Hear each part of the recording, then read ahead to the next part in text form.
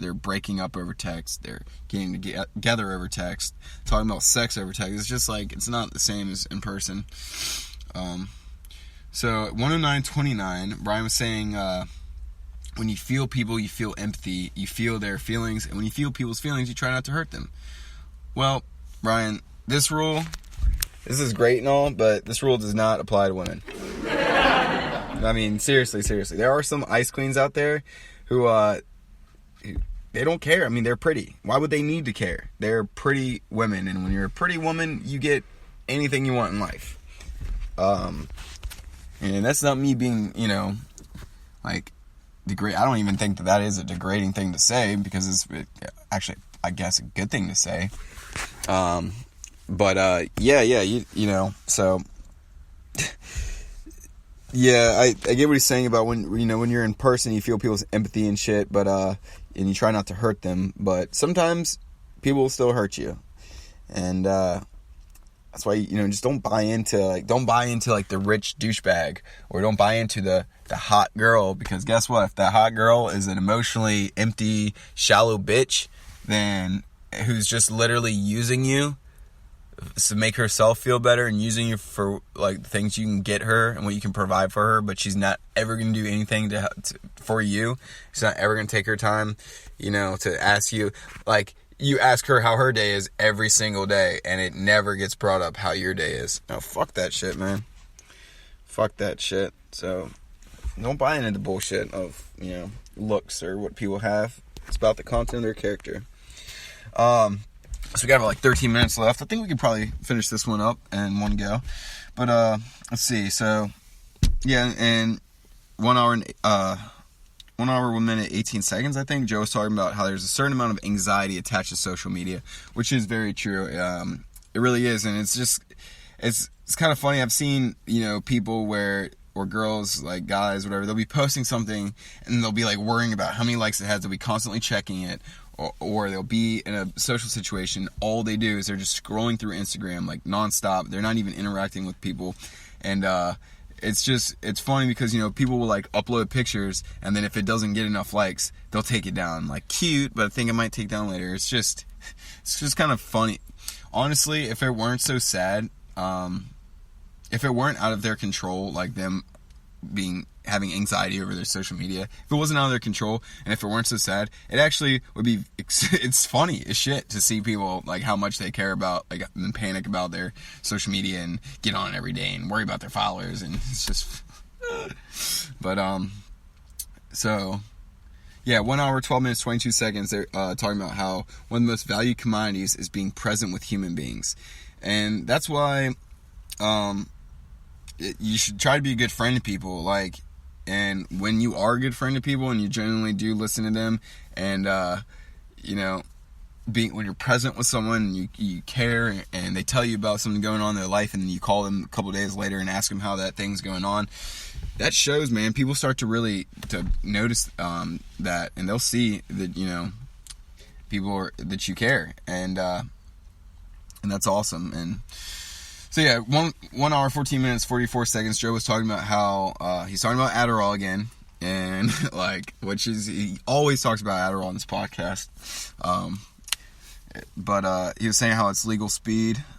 So with that said, since we did bring up a substance, sippy poo time. One down.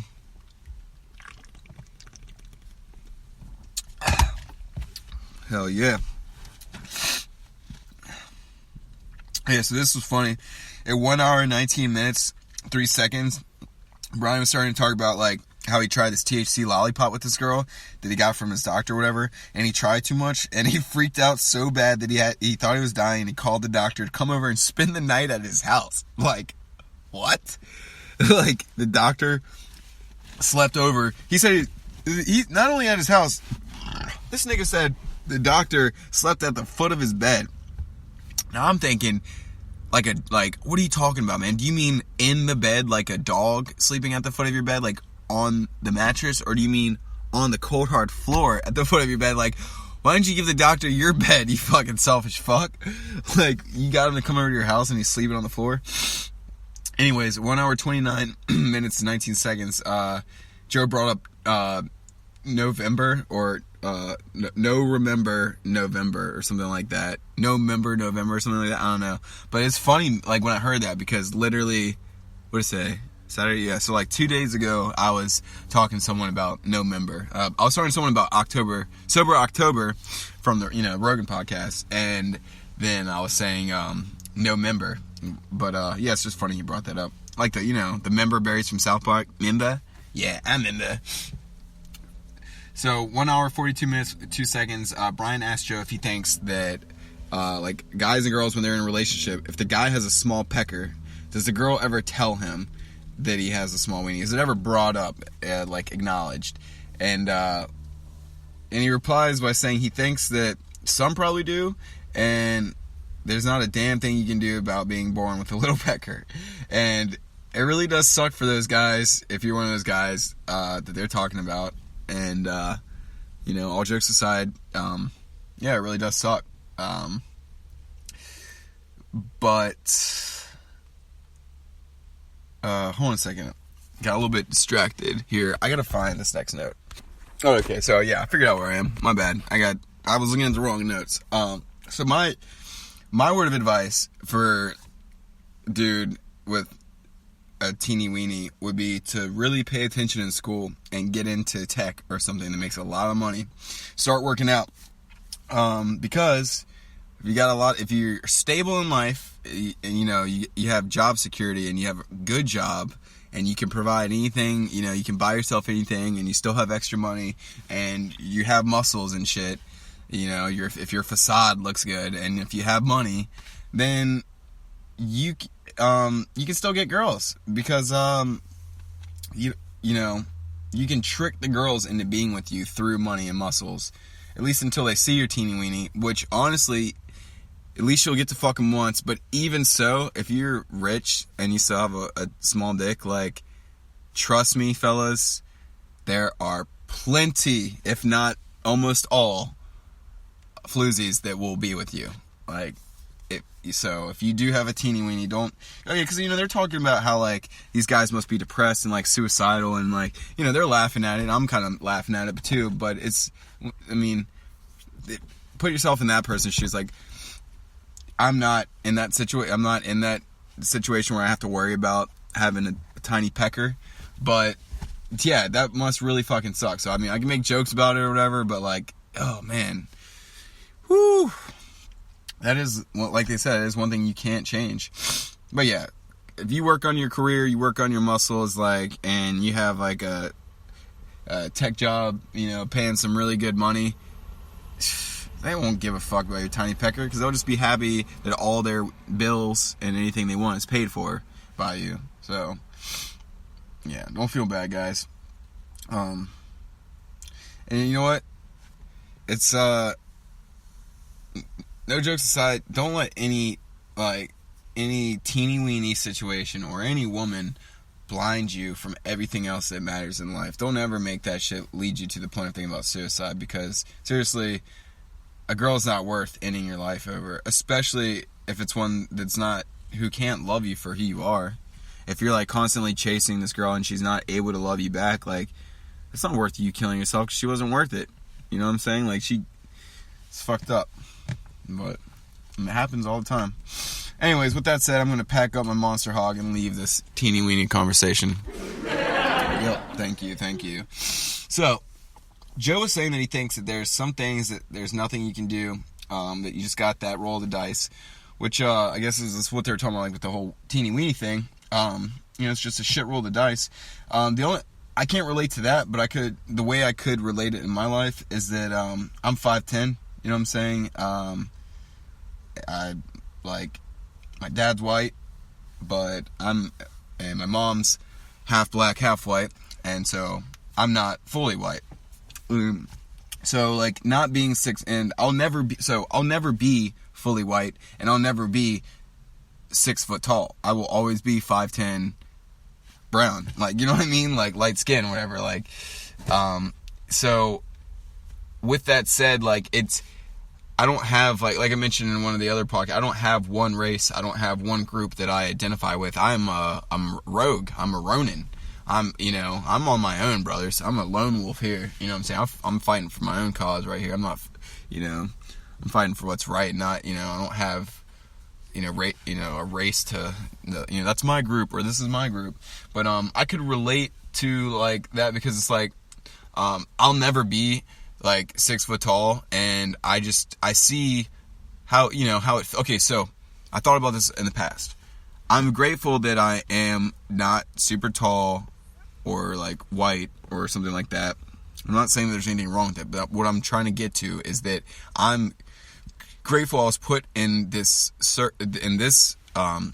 life so that I could see what other people's struggles are. For example, I can see what the struggle is of being someone that's like, a short Mexican, because I'm not 6 foot tall, so I'm not jaded with, the whole thing of like, oh, I've always been tall and this is just what it is. Like, but what about the short guys? So, like they were talking about, what about the guys with the small dicks?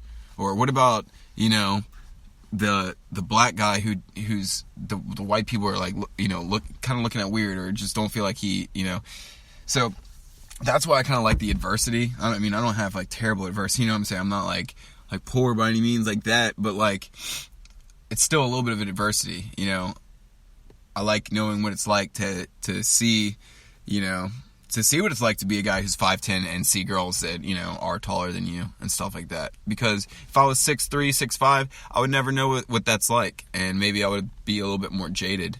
But I do know what it's like now. I can, But with that said, also, when I do see someone shorter than me, I'm still like that short piece of shit. I don't know why. It's just, and I'm not even tall. It's just, it's like, look at that short motherfucker.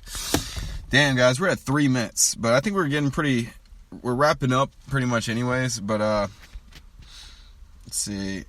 Okay, so they're talking about CRISPR, and that was just making me, tying into the whole looks thing. So CRISPR is basically, it's gene manipulation, and they edit genes, and you can choose, like, and this is something that exists now that scientists are perfecting, to where you can choose your baby's eye color. You can choose for them to have Down syndrome, like you can choose for them to have brown eyes or blue eyes, or to have Down syndrome or not to have Down syndrome, blonde hair or brown hair. And it's like, where's that going to lead us in the future? Well, I don't know if you can actually choose to have your kid to have Down syndrome, because I think that would be kind of immoral. It would be like, hey, I want my kid to be 6'5", blonde hair, blue eyes, but give him Down syndrome, just so we have something to entertain us when we get off work. So what the fuck? But yes, they're bringing up CRISPR. So we're at like 2 hours, 10 minutes, 46 seconds, and like I said, man, we're running out of time again. And I don't think we can do a second episode on this one. So really, if anything, I'll just go ahead and wrap it up. But so let's see. Any thoughts? Let me look over the notes to see if anything I can squeeze in. Okay, they talk about the Joker movie.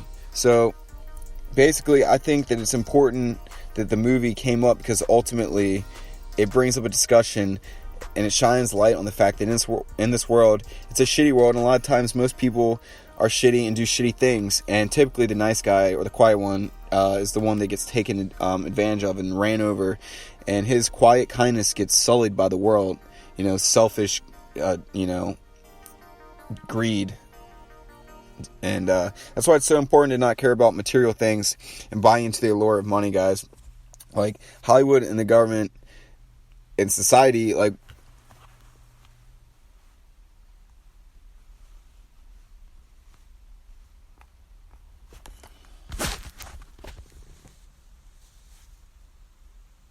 damn, I just stopped. I thought time was already up. But yeah, they want you to think that money is like the most important thing. But look at how fucked up the world is right now. It's as a result of, because of people's greed. Because they've been told that money is more important than love and compassion.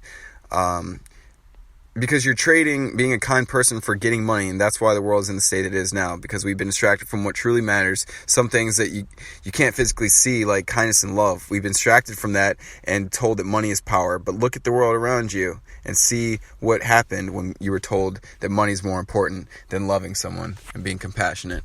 All right, guys. Love you.